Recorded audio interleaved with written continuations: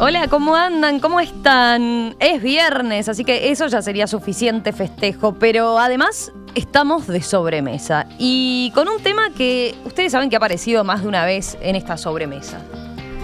Sabores que hasta hace poco eran catalogados de exóticos, pero hace unos años empiezan a ser más cercanos y además más aceptados por nuestros paladares tan hispánicos y carnívoros. Hoy el tema es cocina de otros lados. Así titulamos esta sobremesa que aquí comienza. ¿Se preguntan por dónde vamos a andar? Bueno, ahí es fácil, quizás seguramente lo distinguieron. Vamos a hacer una recorrida por la cocina venezolana, cada vez más presente en nuestro país. Y vamos a seguir recorriendo el planeta. Vamos a andar por la India también. ¿Y este otro destino, el que vamos a escuchar ahora? Acá tenemos música de El Líbano.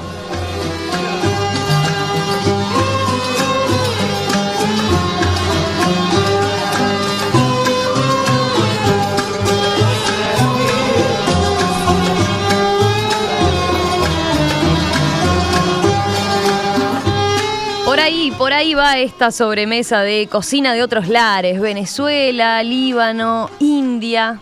Por ahí vamos a estar. Yo voy a empezar saludando a mis invitadas.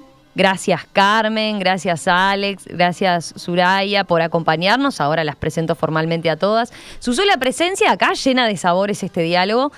Tenemos, podría decir, tanto para aprender, pero me gusta saber que puedo mencionar las arepas, el curry y el cordero, y todos estos son platos posibles hoy, ¿no? Acá en nuestro país. Voy a confirmarlo con las invitadas, pero también me interesa saber cómo lo ven ustedes, los oyentes. ¿Están acostumbrados ya a estos gustos, a estos sabores?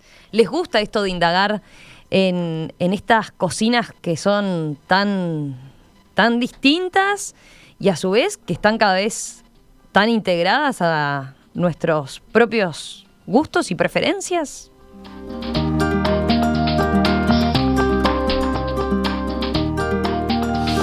Escucho sus respuestas, ¿eh? Saben que tenemos las vías de comunicación, el celular de siempre, 091-525252. Ahí voy a estar atenta a sus mensajes entonces para que nos cuenten, para que nos hagan preguntas exactamente sobre, por ejemplo, a ver, ¿tienen una comida favorita de estos lares, de alguno de estos países que vamos a recorrer, que vamos a visitar? Por ejemplo, ¿tienen alguna duda en particular que quieran evacuar con expertas en estas comidas?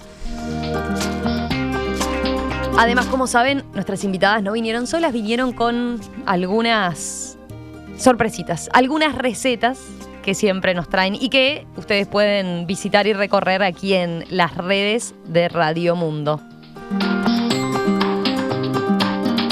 Ahora sí, voy a las presentaciones formales. A ver, en primer lugar saludo a Carmen Silva. ¿Qué tal, Carmen? ¿Cómo estás? Bienvenida. Hola, ¿cómo estás? Gracias por la invitación. Deben haber sacado el tonito. Carmen es venezolana, con vastísima experiencia en la cocina, que emigra a nuestro país, pero conociendo, ¿no? Previamente. ¿Cuántos años hace que estás por acá?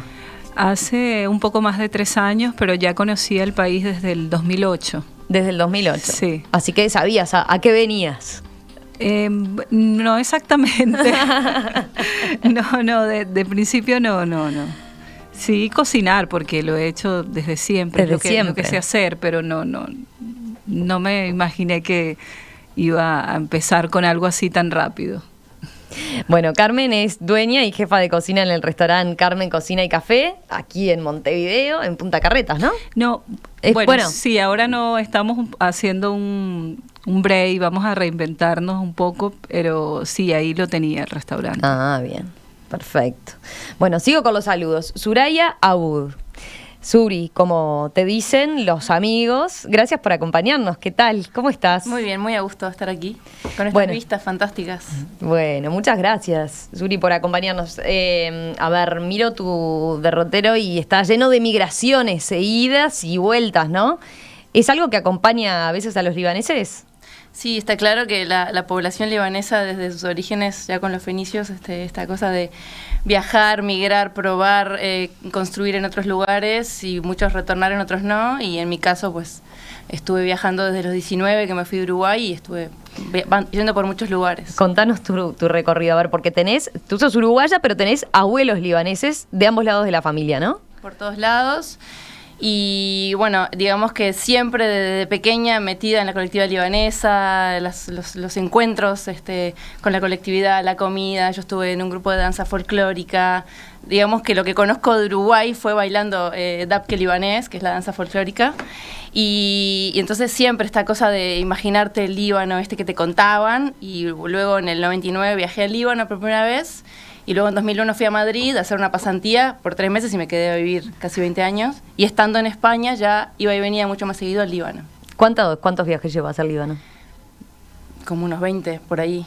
Desde ir como turista a ver a la familia y trabajando. Y trabajando en proyectos muy involucrada en el tema de alimentación, digamos. Buenísimo.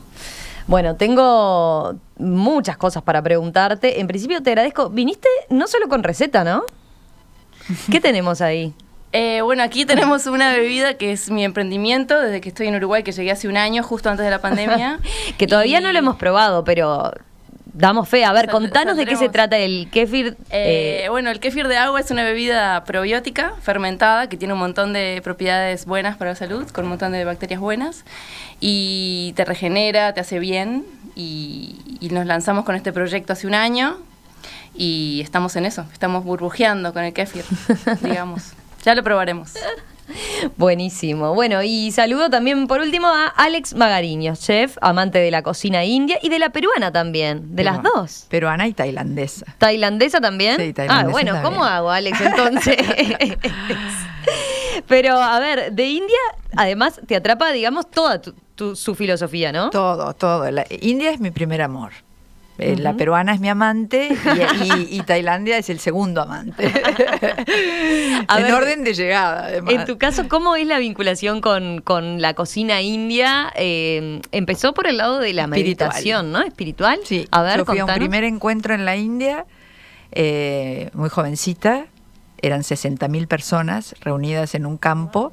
Bueno, habíamos 1.000 occidentales nada más en un predio aparte, pero la noche que salí a caminar por el campamento indio me encontré con las cocinas de los indios, carpas gigantescas, con gente agrupada en pozos donde estaba el carbón y el fuego cocinando sus grandes ollas y cantando al mismo tiempo. Se turnan para cantar. Siempre tiene que haber uno que deja la cuchara o el palo, porque son palos, y le canta agradecimiento a Dios por la comida que están elaborando. Que siempre a ese nivel mega es lentejas y arroz y chapati, ¿no? Con esa simpleza. Y bueno, y cuando vi eso, algo en mí fue algo más fuerte que yo. Dije, yo quiero la maestría. Yo ya estaba en gastronomía. Bueno, yo te iba a decir eso, ahí estaba. Vos ya estabas metida en el mundo gastronómico, sí. Ni que hablar, pero claro, y fuiste por esto otro, pero claro, te terminó enamorando. Era inevitable. Me enamoré de los aromas, de las posibilidades infinitas, viniendo de una gastronomía, sí, gourmet, pero con sus grandes limitantes en Uruguay, ¿no? En la época que yo vine a India y empecé a cocinar India acá, me miraban como bichos extraterrestres. No. ¿Cuántos viajes llevas a esta altura a India? A India 10, unos 10 u 11 viajes, sí, en el correo de mi... Ahora hace unos años que no voy. Y que te traías de todo tipo de especies, ¿no? Llegaba a la aduana... Sobre todo años atrás, ahora capaz que es más fácil conseguir. No, ahora es más difícil. ¿Más difícil? No, acá no se conseguía nada. Tenías que ir a Buenos Aires, si algo conseguías, el mundo árabe traía, en Brasil y en Argentina podías conseguir, pero yo volvía con aquel bolso lleno de especies. Me acuerdo la primera vez, cuando llegué a la aduana, que el olor, no, era una cosa impresionante. El hombre abre eso y me dice, ¿y esto? Y estaban todos los libros abajo. Y le digo, vengo de estudiar cocina. Y me dijo, hizo así. Pase. Pero era así, cada uno que viajaba era, vas a San Pablo, vas a no sé dónde, tráeme un poco de cúrcuma, tráeme un poco de... ¿viste? Todo así. Y la gente también la globalización no era tal, tampoco soy eterna, ojo. Pero la globalización hace 20 años no era tal, 20 y pico de años no era como ahora, que tenemos, ponés YouTube y hay 800 cocineros, de los cuales 400 son buenos, 400 no, pero te traen la cultura a tu casa, a tu living, a tu cuarto. Y entonces ahora es mucho más fácil y se empezó a importar, pero en aquella fue una cruzada. Y así que te gustó, parte de lo que te gustó de la gastronomía india, tiene que ver con esa celebración también, la cultura. La cultura, que hay otras. Ah, bueno, porque si yo la miro así, porque de alguna manera. Exacto. Suraya, en el Líbano también se celebra mucho el ritual, ¿no? Sí, las comidas están siempre en momentos importantes, por supuesto, y siempre hay una buena canción, siempre hay alguien que saca el laúd, el nai, que es la flauta, que se ponen a bailar el dabke con la percusión, y es interesante, el dabke en sí significa golpes fuertes, es una danza que se origina en los pueblos con la solidaridad. Cuando alguien construía una casa, todo el pueblo iba a ayudar a construir la casa, y cuando habría que hacer el techo, se subían al techo y zapateaban para aplanar el techo, y de ahí surge el dabke, que son como pasos coreografiados, digamos, que también está en la zona, ¿no? Muchas cosas son comunes de la misma zona, pero por la propia historia, ¿no? De Imperio Otomano, esa zona, que se comparten muchas comidas también, y danzas, y imaginarios simbólicos también en torno a la alimentación, al compartir, a la hospitalidad, el recibir. Es inimaginable que vayas a la casa de alguien y no te ofrezcan algo. Yo me acuerdo que iba a los pueblos y mandaban a los niños, si no había nada, a comprarme un sándwich, una fruta. Si alguien estaba cocinando, vecinos traían un plato. O sea, siempre te van a ofrecer algo como signo de recibimiento. De buen recibimiento. Tenés que sentirte como en casa, ¿no? Esa cosa familiarizada. Sí. En Venezuela, Carmen, ¿cómo se vive desde ese punto de vista, ¿no? El momento de la comida. ¿Cómo es el ritual? ¿Qué es lo que destacás de eso, no? Bueno, ahora que estaba hablando Suri, yo estaba pensando en que, bueno, yo me crié en una familia grande. Ahora estaba recordando casa de mi abuela, que es lo que más, cuando era niña, siempre había comida, ¿no? Obviamente la cultura es diferente, ¿no? Pero siempre también podías llegar a la casa y siempre se te invita a algo, y si no hay, se mandaba a nosotros aquí, como le dicen al almacén o a la bodega más cerca, se le dice en Venezuela, a comprar algo, una bebida, algún pan, pero siempre te invitan. Cuando llegas a las casas de los venezolanos, cuando hay algo, siempre lo primero que te invitan es un café. Pero lo del café es una cosa a cualquier hora. Y después la parte cultural de la comida y es abundante igual, siempre hay una excusa para festejar, para tomar algo, y sí, las comidas siempre son grandes en los cumpleaños así más populares, vamos a llamarlos así, que ahora pensando en la gastronomía, en cantidades, como decía Alex, cuando hacen cantidades, hacen arroz con pollo, que hacen siempre una fiesta así, y siempre hacen un arroz con pollo. Y con el tema de las arepas, es que las arepas se utiliza es como el pan, se come a cualquier hora y se acompaña. Si vas a la playa y te comes un pescado frito en una isla o en la orilla de una playa, siempre hay una ensalada. Nosotros le decimos rallada, pero es la coleslaw con repollo, que se come en Venezuela, y tiene plátano verde, tostones y una arepa asada.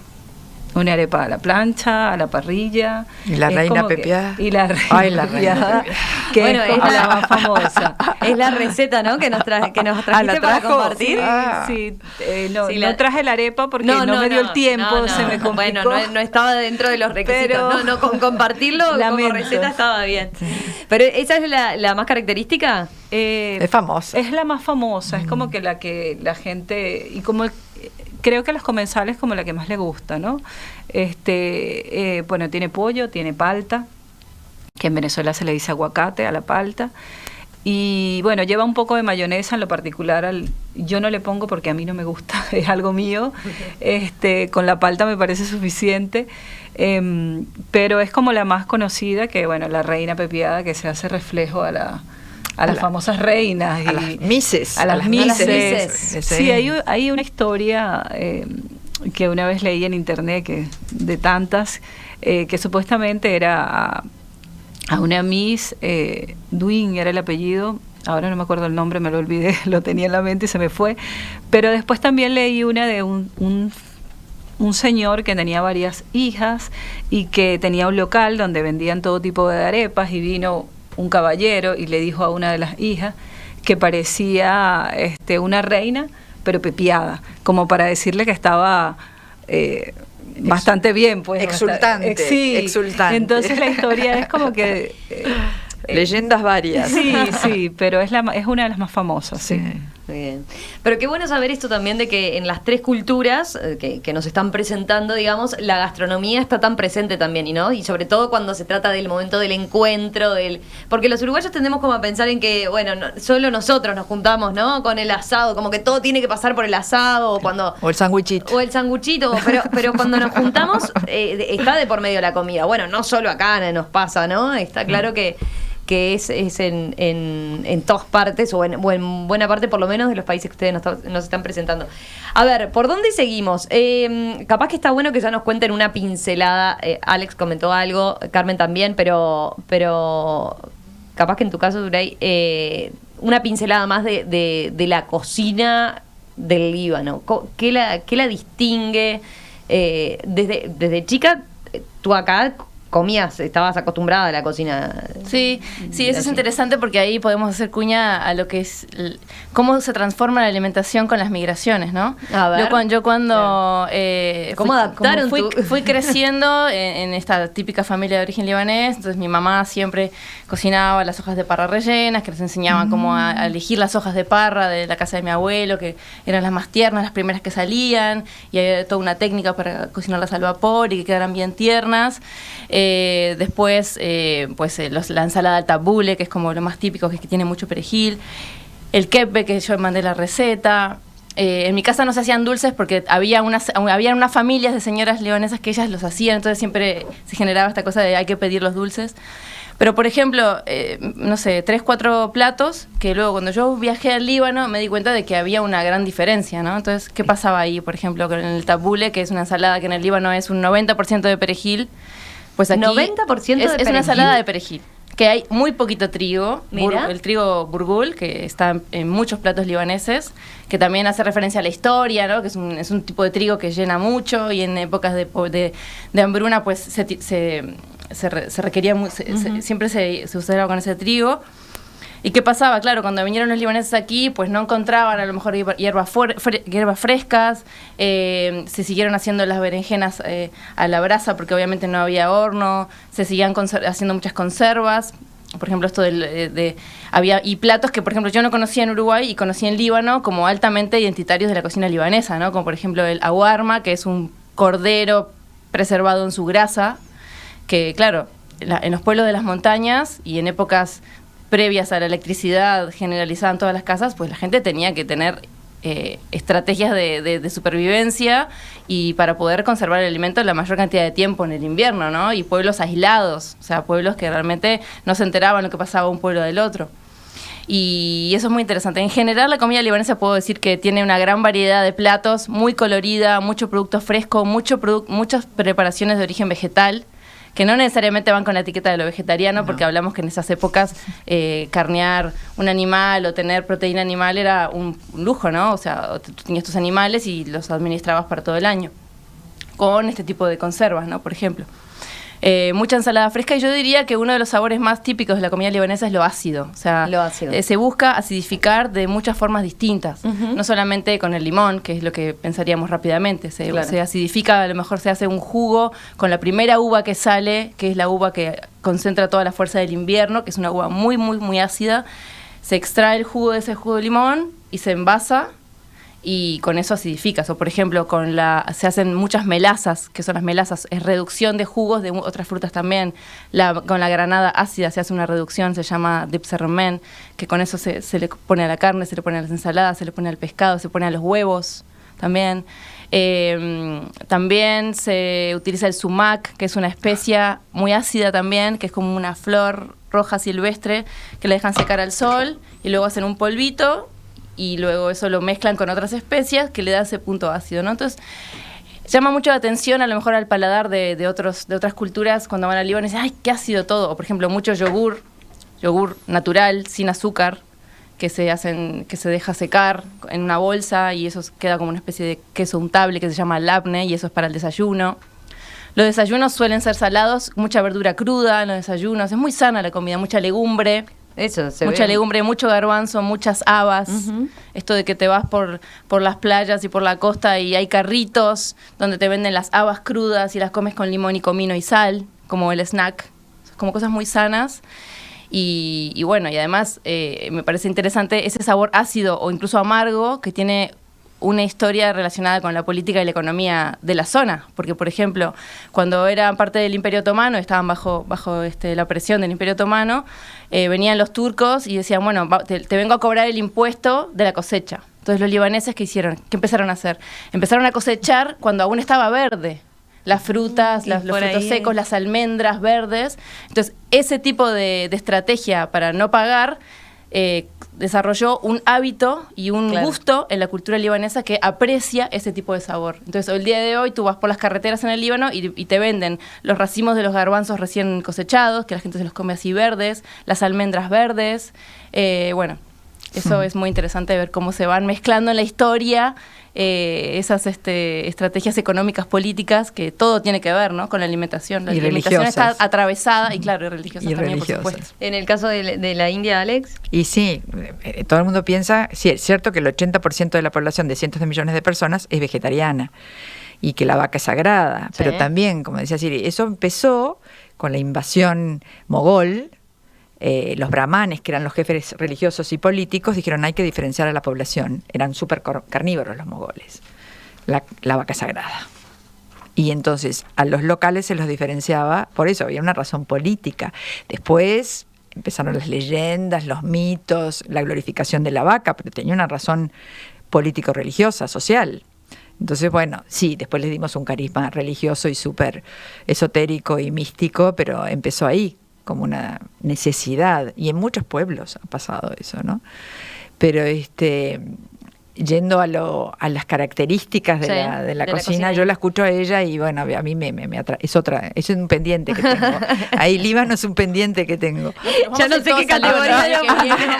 Organizamos un super viaje, ya lo tenemos. Me encanta escucharla porque, bueno, la India es el despliegue de las especias, sí, claro, ¿no? O sea, que si bien los países árabes también la tienen y muchos países de Latinoamérica, la India es el despliegue, es inagotable la cantidad de especias. Y bueno, ustedes saben que fue colonia inglesa, mi abuelo era militar en la colonia, mi familia materna es británica y no sé si algo ahí hubo ancestral y genético que me tiró, aunque mi abuelo lo destinaron a otro lugar porque no estaba de acuerdo con el trato. Me queda por lo menos ese alivio. Pero, o la leyenda de la familia que me lo pintaron bien para que no me quedara mal. Pero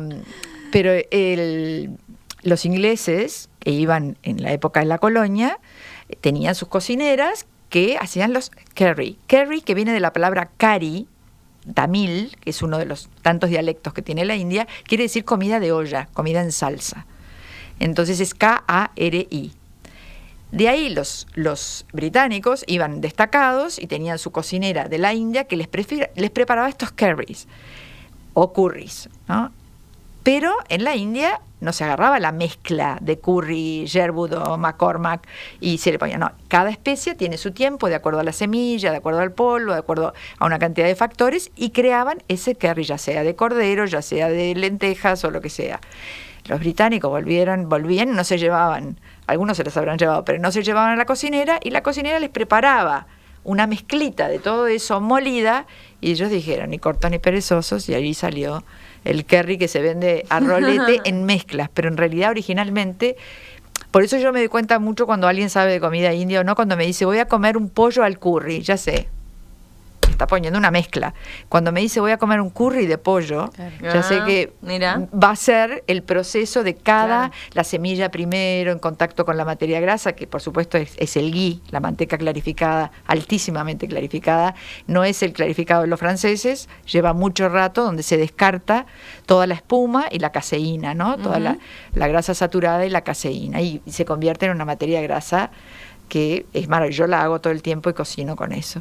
Y bueno, ahí está, ¿no? Lo que son los curries llenos de especias, cada una, además tienen combinaciones. En el norte, por ejemplo, si tú le pones agridulce a alguien del norte, que es tradición panjabi del norte, ¿no? No le metes nada agridulce y la leche de coco poco. En el sur, mucho agridulce y mucho leche de coco en vez de yogur. Y el yogur tiene su razón de ser también. Frigoríficos, lugar donde conservar la leche, la vaca sagrada, mucha leche. ¿Qué hacemos con la leche? ¿Cómo conservamos la leche?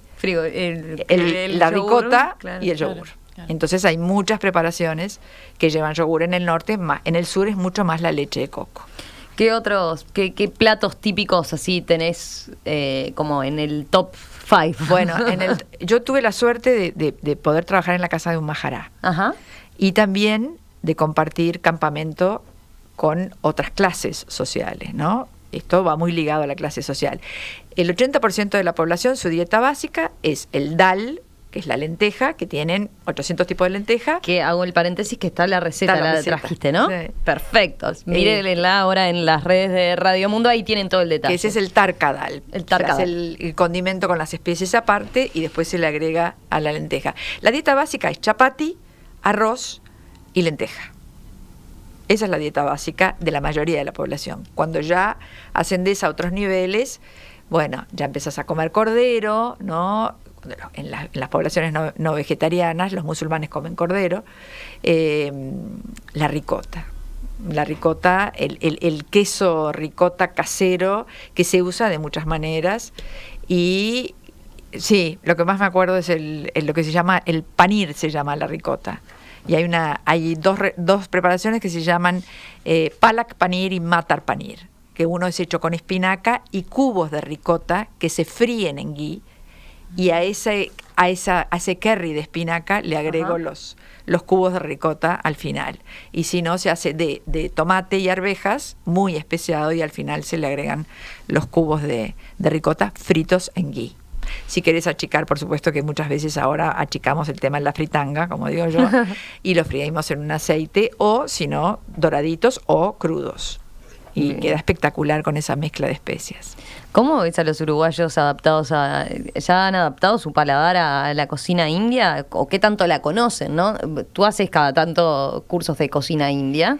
Y les gusta, les encanta, y se llenan y abren un espectro. Bueno, nosotros, era como decía hoy, tenemos un alcance a la información hoy día que no existía antes, donde es tentador, ¿no? Tantos programas relacionados con la gastronomía y podemos poner lo que queramos en Internet. Pero sí, se han abierto mucho más.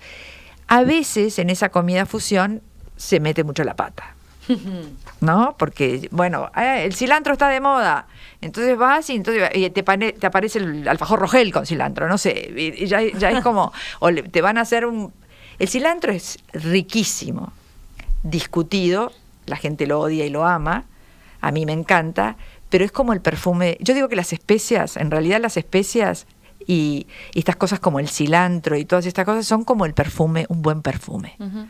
Si me pongo un poquito, es espectacular. Pero si me pongo mucho, deja de ser espectacular. Yo siempre digo que es como cuando dices, ay, ¿esto qué tiene? Que no te das cuenta, ¿no? Bueno, y no es que se te cayó el bote de canela, que solo tiene gusto a canela, y ahí es como que lo tapó todo. Es como el arte de las proporciones, así como cuando haces la mezcla de especias, ¿no? Como saber un poquito de esto tostadito, luego lo mueles y es como logras como esa armonía, ¿no? Uh-huh. que acompaña. Sí, que en boca despide como empieza a ¿no? ¿Verdad, Suri? Que empieza a desenvolverse. Claro. No es como un cachetazo en la boca. Claro. Y que al ratito te das cuenta, a desplegarse. Ay, ahora noto el picante, ahora se me fue. Ay, recién ahora, y ves como y viene el ácido. Claro. Sí. Participá de la sobremesa. WhatsApp 091 52 52 52. @Radiomundo 1170 en Twitter y en Instagram. Ahora seguimos conversando con Carmen Silva, Alex Magariños y Soraya Abud sobre esta cocina de otros lares, Venezuela, Líbano e India. Estás escuchando La Sobremesa. Seguimos en esta sobremesa que nos lleva a viajar un rato. En esta sobremesa estamos abocados a la cocina venezolana, a la cocina del Líbano y a la cocina india.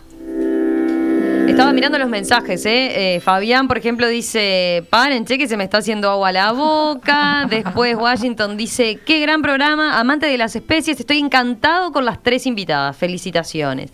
Raúl también, y tiene sus platos favoritos en cada uno de los destinos. Fabián dice: buenísimo. Bueno, Carmen, me quedó preguntarte, a ver, indaguemos un poco más a propósito de las arepas, porque hoy acá ya estamos familiarizados relativamente, o nos creemos que estamos familiarizados. Vos me decías, ¿has hecho cursos de arepas acá en Uruguay? Sí, tuve la oportunidad antes de que empezara todo este lío de la pandemia. Hice unos 3 o 4 cursos. Y bueno, fue todo un éxito. ¿Cómo? Ahí está, sí. ¿Tenías algún venezolano? No, ya saben todos. No, todos eran uruguayos. Bueno, estuve un profesor francés que también fue a aprender a hacer las arepas. Y sí, la gente le da curiosidad porque ahora como que hay mucha comida en Venezuela, ¿no? Por la que nos puede... Bueno, ahora te iba a preguntar de otras cosas, sacanos de las arepas, pero hablemos en profundidad de la arepa. Pero pienso que la arepa ha sido la bandera de nuestro país ahora, en un momento que hay muchos inmigrantes venezolanos por todas partes del mundo. Creo que somos 8 o no sé cuánto nos hemos ido del país, millones de venezolanos, ha sido una gran cantidad. Y lo de la arepa es como que lo que conocen al venezolano con la arepa. Por ejemplo, en Venezuela lo del Líbano, el chaguarma, es como que tipo irte a comer un chaguarma cuando sales de por ahí es una opción. Y en Venezuela, todos los que han salido, el tema es la arepa. La arepa que al principio en el Uruguay, bueno, como que no se conocía mucho, pero ahora... creo que le dices a cualquier uruguayo sobre el tema de arepa y tiene una idea. Bueno, aparte, mira, Alex te decía recién en el corte, claro, ¿no? En mi casa se desayuna arepa. Es cierto, le preguntas y sabe la gente, mis clientes que me piden en el delivery que tengo, siempre me piden arepas sola para ellos rellenarlas. Siempre preguntan que si la pueden rellenar con dulce de leche. Le digo que, bueno, un pan. La hibridación cultural es válida. Claro, bueno, ahí te adelantaste lo de la fusión. Claro, a ver, ¿viste? Ese es un típico caso, ¿no? No le dice nada, pero yo de mañana le pongo miel. Bueno, ¿miel? ¿Vale con miel? Bueno, pienso que sí, es un pan. Capaz que la parte cultural de nuestro país, hay cosas como que tú no te la imaginas, vas y donde venden las arepas en cantidades le dicen las areperas, ¿no? En Venezuela. Y tú siempre pides, hay una señora o algún señor haciendo una plancha gigante, haciendo cantidad de arepas, y después tienes todos los rellenos. Pero siempre estuvimos acostumbrados a que fuesen salados los rellenos de la arepa. En Venezuela, culturalmente, no se comen muchas verduras, como lo que contaba Alex y Sara, no se comen tantas, pienso que no, porque yo pienso de niña como que había mucha harina, puede ser yuca, papa, batata, ese tipo de cosas, tubérculos. Sí. Pero después como, bueno, depende también como las ciudades, ¿no? En Caracas capaz que había como mucho más fusión de cosas y de culturas, y comían mucho más verduras, pero se comen mucho más tubérculos. Volviendo al tema de la arepa, que me desvié un poco, vas a comer una arepa y no la rellenas ni con nada dulce ni con vegetales. Mira, a menos que sea palta. Con la palta, sí. Que sea un guiso, se come mucho guiso en Venezuela, a pesar de que no... ¿El calor? Pero no toda Venezuela es calor. Claro, la gente ve a un venezolano y dice, sí, porque ustedes no están acostumbrados. Venezuela es grande y tiene todos los climas. La montaña, ¿no? En la montaña hacia los Andes, más hacia la frontera, hacia Colombia, siempre es primavera. Ahí siempre es primavera. Es el ideal, ¿no? Sí. Carmen, y te iba a preguntar, nos decías en el corte también que lo original, lo más propio es hacer las fritas, ¿no? No. ¿Fritarla? Se hace de todas las maneras. Sí, cuando hablaba de lo dulce, me acordé que está la arepa que se fríe, que se le pone un poco de azúcar, siempre se acostumbra a ponérsele un poco de azúcar y se le pone una especie, que esta especia es de anís dulce, el anís chiquitito, se le puede poner un poco a la masa y se fríe y queda deliciosa. Y después están las empanadas, que las hacen fritas, que son de maíz, que sobre todo son muy famosas en la playa. Puedes ver a alguna señora, como aquí las tortas fritas, friendo empanadas, rellenándolas sobre todo de pescado, de cualquier marisco, y es como muy popular cuando vas, por ejemplo, para hacer algo más conocido, a la isla de Margarita. La gente siempre piensa en comer empanadas. En los mercados hay de cazón, de cualquier, de camarón, de pollo, por supuesto, carne, pero siempre piensan en todos los productos del mar. Y saliendo de la arepa en sí, que es con lo que estamos más familiarizados, capaz que lo segundo que ubicamos los uruguayos son los tequeños, ¿no? Sí, creo que la arepa y los tequeños es lo más...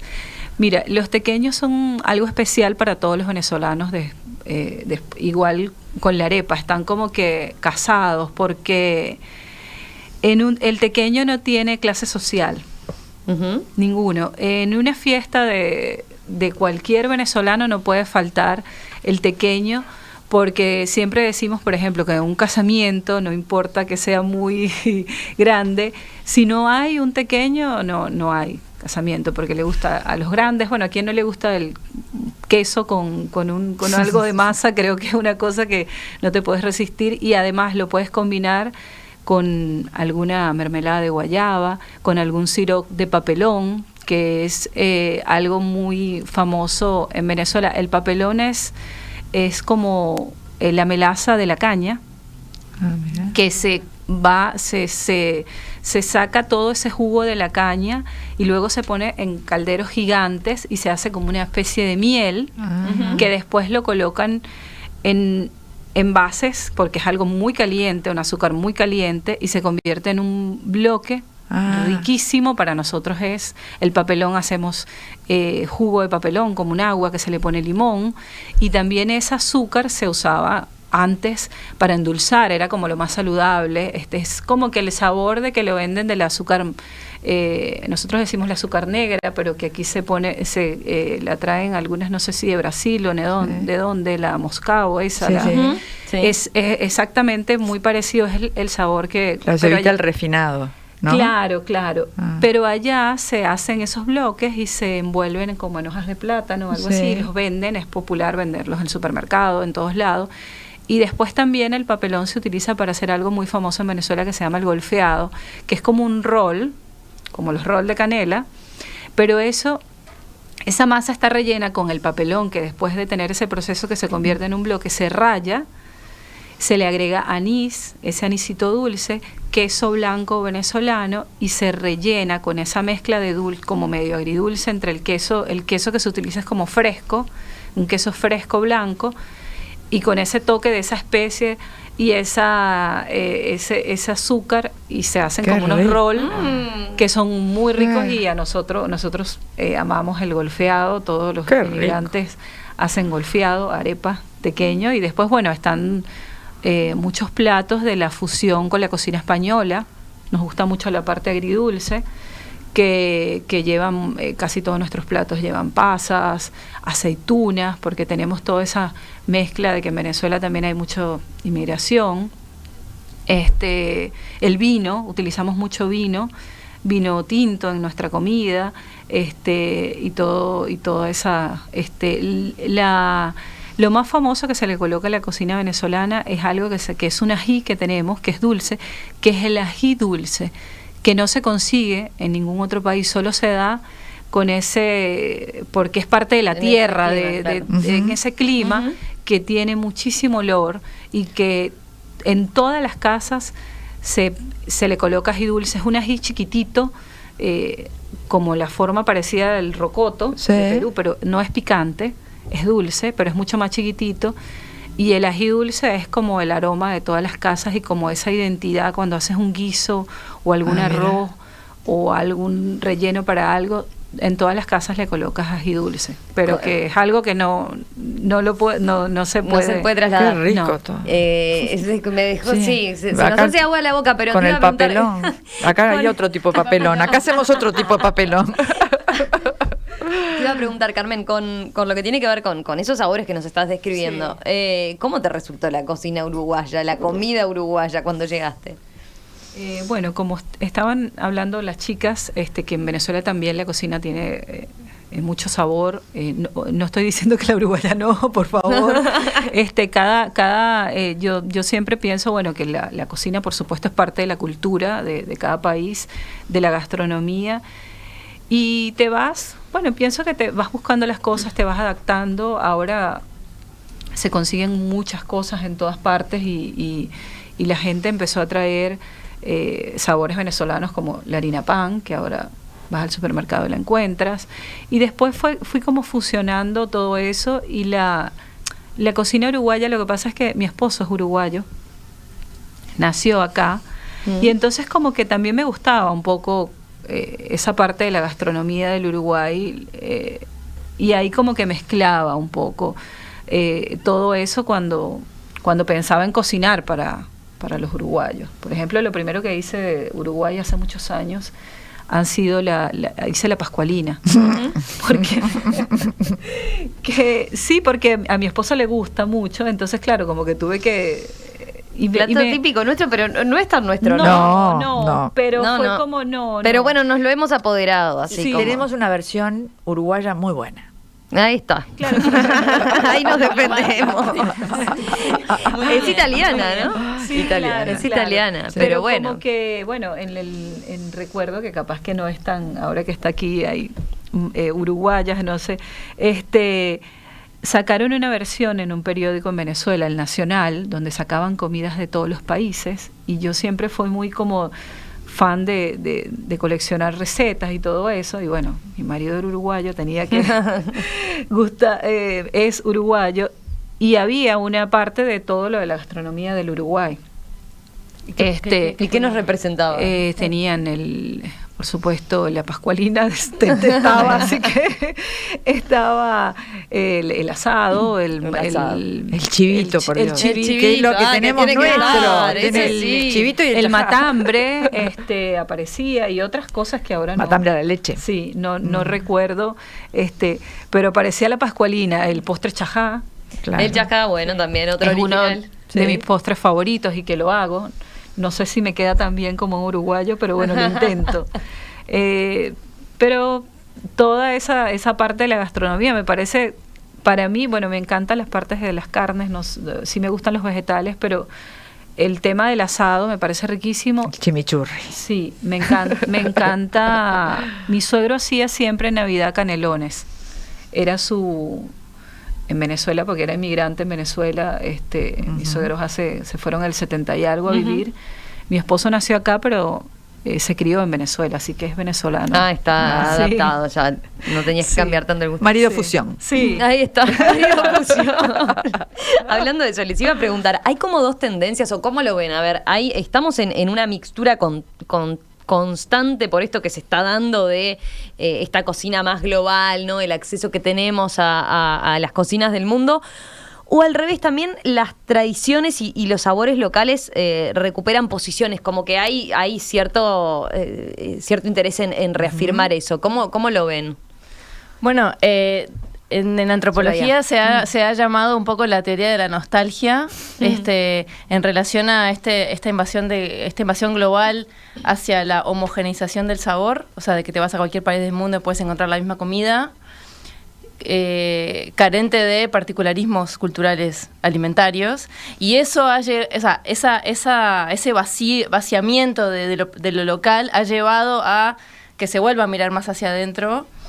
Yo creo que además en tiempos de pandemia eso ha reforzado esa cosa de volver a mirar hacia adentro, no solamente revalorizar lo que tenemos, el turismo local, decir, ok, no puedo viajar, voy a viajar en mi país, qué es lo que hay acá, vamos a meternos otra vez en las casas, a ver qué pasa en las ollas, qué está pasando, y volver a afianzar un poco lo que ya se tenía, pero quizás revisitado. O sea, yo creo que también las tradiciones se van reinventando, se van reconfigurando un poco a los tiempos actuales, ¿no? Yo siempre digo que la tierra no es la misma que hace 200 años, la tecnología que tenemos para trabajarla no es la misma, la forma de conservar los alimentos no es lo mismo. El clima, las redes sociales que hacen también que te impulsan o que te influyen en que consumas una cosa de determinada manera.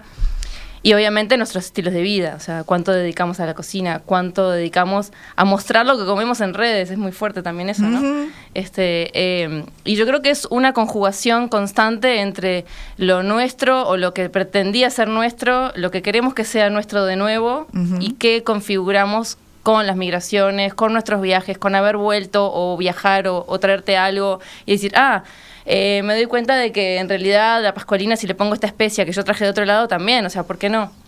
Ahí hay como un delgado límite también, muchas veces se generan como algunos fanatismos alimentarios o incluso nacionalismos culinarios, como diciendo, si no lo haces así, no es típico. Bueno, quizás para mí sí.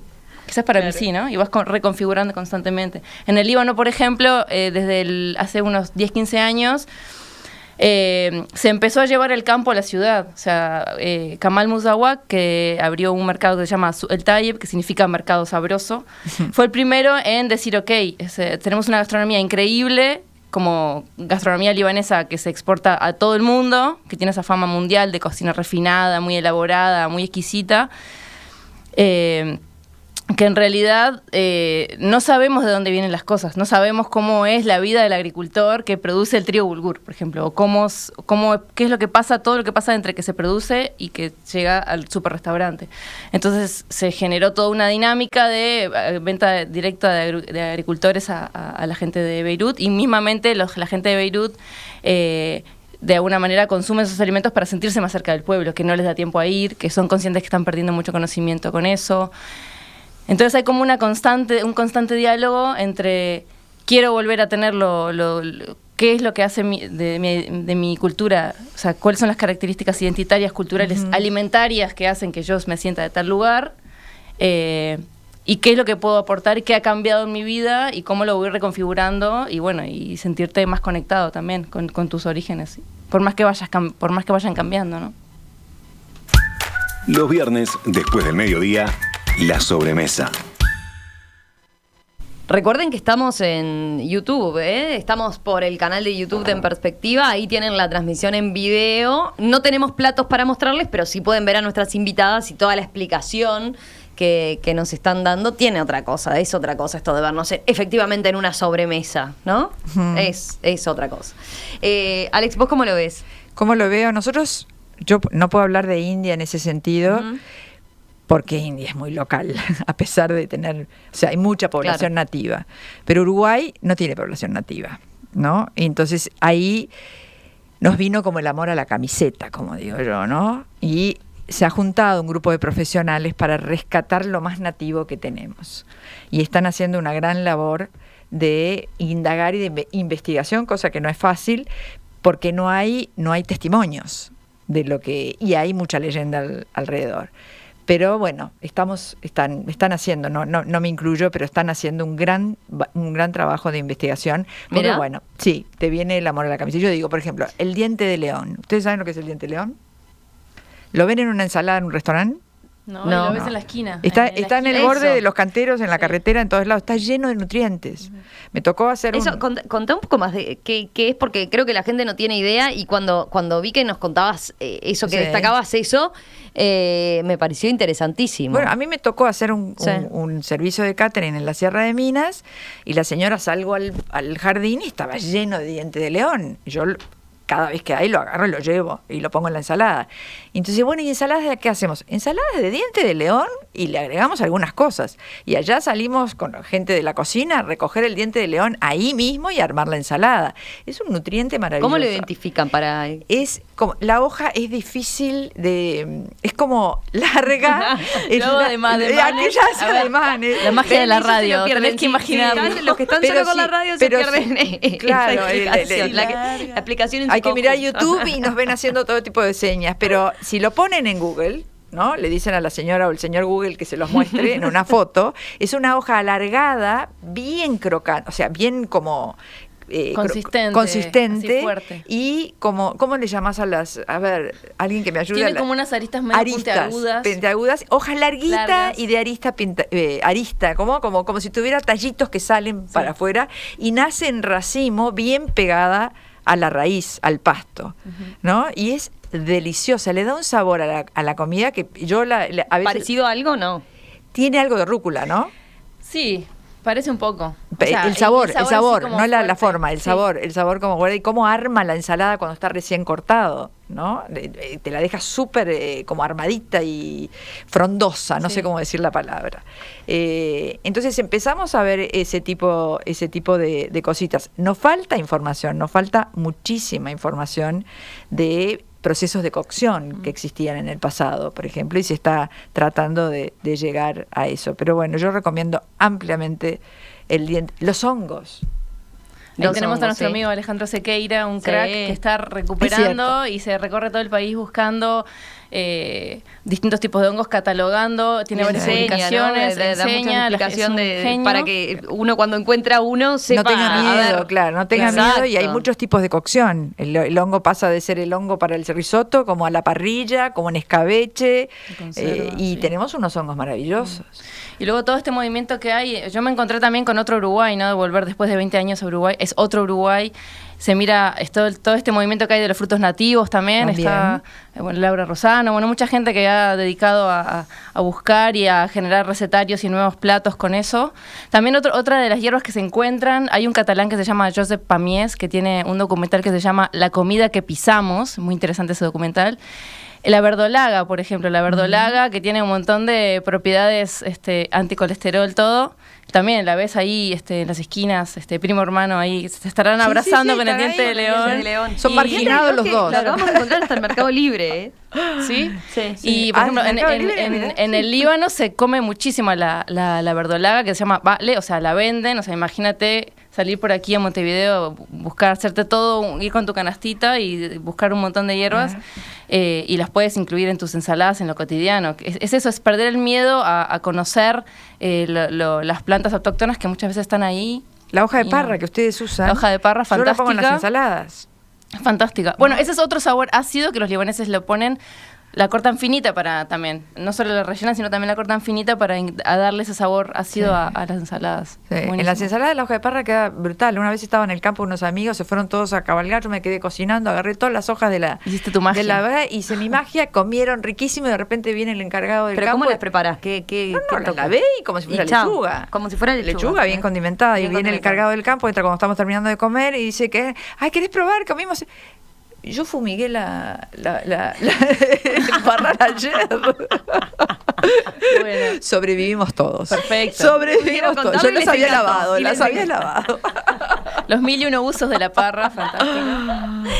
Bueno, estaba mirando, Carmen, tenemos un pendiente, porque dimos muy por obvio, parece lo de la arepa, ¿no? Como que estábamos muy familiarizados y hay oyentes que dicen, pero digan qué es. A ver, son las tortillas de harina de maíz, ¿verdad? Bueno, la que se conoce en el Uruguay porque se vende la harina que está precocida, que es, vamos a decir que es similar a la polenta, pero no es, porque maíz, es maíz igual, solo que esta ya está precocida, solo necesita agua fría para hidratarse y después pueda pegarse, como quien dice. Y la polenta tiene que ponerle agua caliente y todo eso porque está más gruesa, es otro proceso. El maíz está seco, pero está crudo. Este ya está precocido previamente y después es mucho más fácil para elaborar la arepa.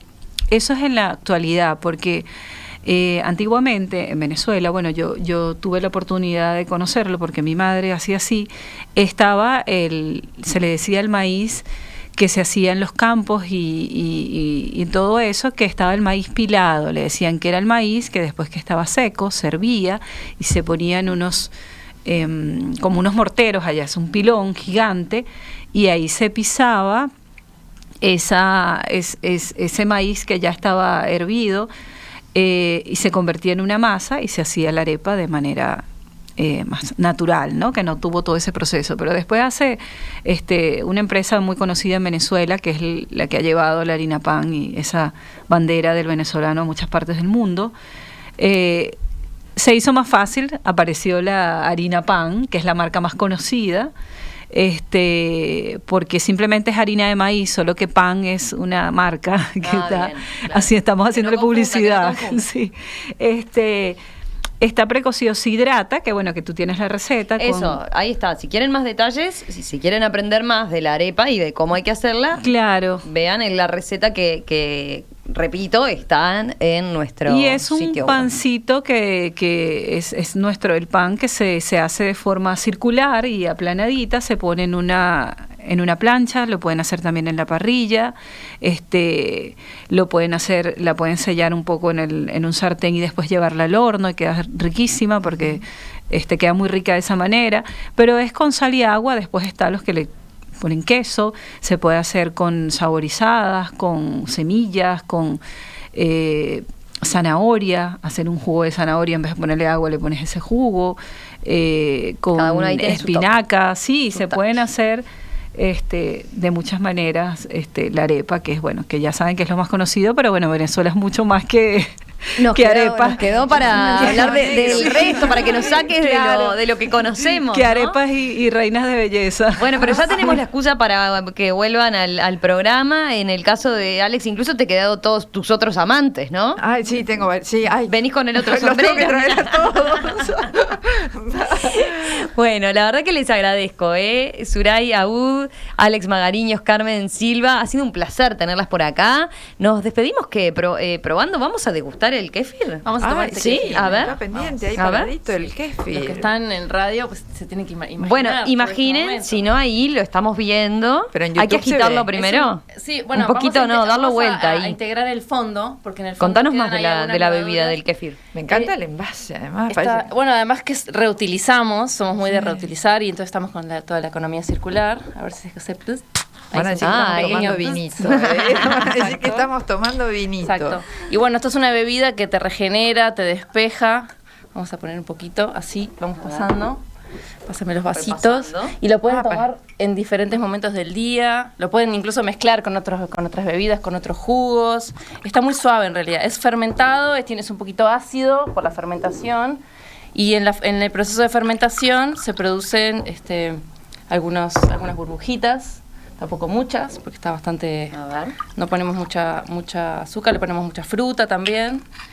Y bueno, este es el emprendimiento en el que estoy desarrollando en Uruguay desde que llegué hace 1 año y medio.